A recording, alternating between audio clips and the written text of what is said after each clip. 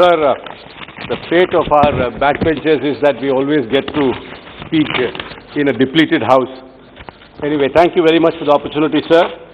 The President and the office of the President is greatly respected by all of us. It's a position beyond politics.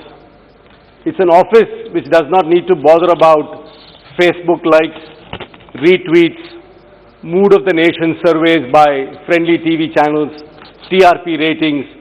These are all not things which the office of the President needs to even concern itself about.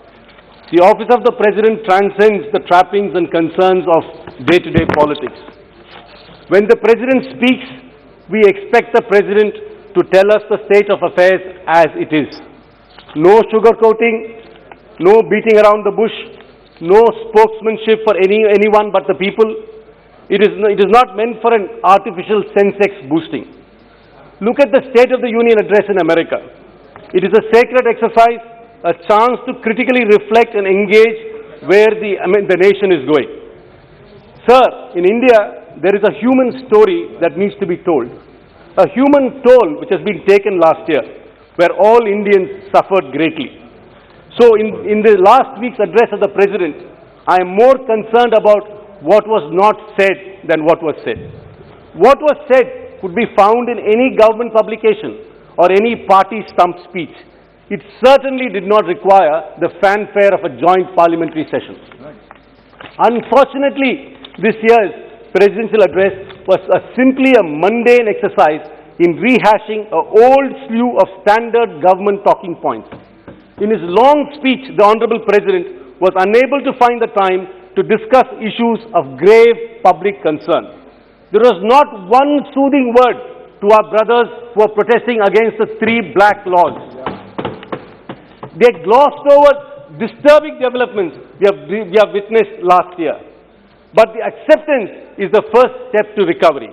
So I wish to bring to the nation's notice the things the President missed out in his speech.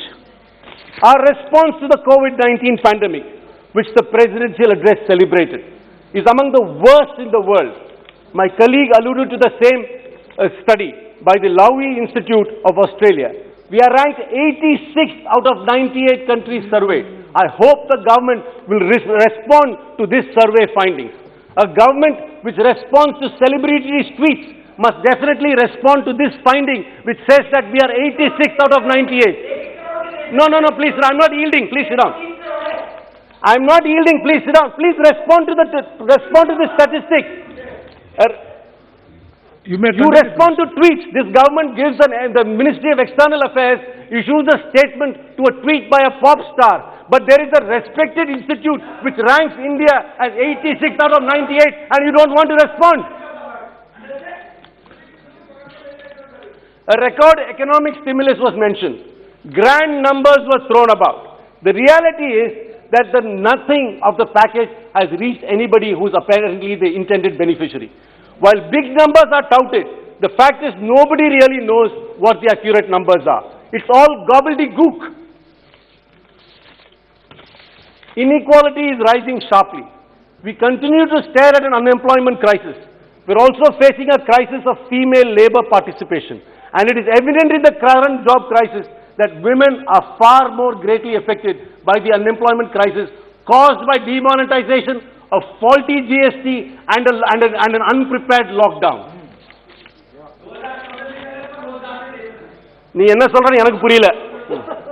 Our own National Family Health Survey data shows a dangerous hike in stunting and anemia among women and children. We have a chronic malnutrition crisis. The Global Hunger Index, please note this down. The Global Hunger Index puts us at 94 out of 107. Well below our neighbors and much smaller economies. Does the government have any response to this abysmal record? That the government must respond to this, not to tweets of celebrities and teenage activists. Global corruption surveys like that of Transparency International show India's corruption situation is worsening. We have fallen to an all-time low in the World Press Freedom Index. We are 142 out of 180 in 2020. The human rights watchdogs have raised alarms about the state of this country. particularly the brutality with which protesters are attacked and the lockdown was enforced. We have become the world's capital of internet shutdowns. So don't talk about a digital economy when you are shutting down the internet the most than any other country in the world. A true address would have mentioned this. A true presidential address would have mentioned this. It would have done justice to the awesome responsibility that office holds.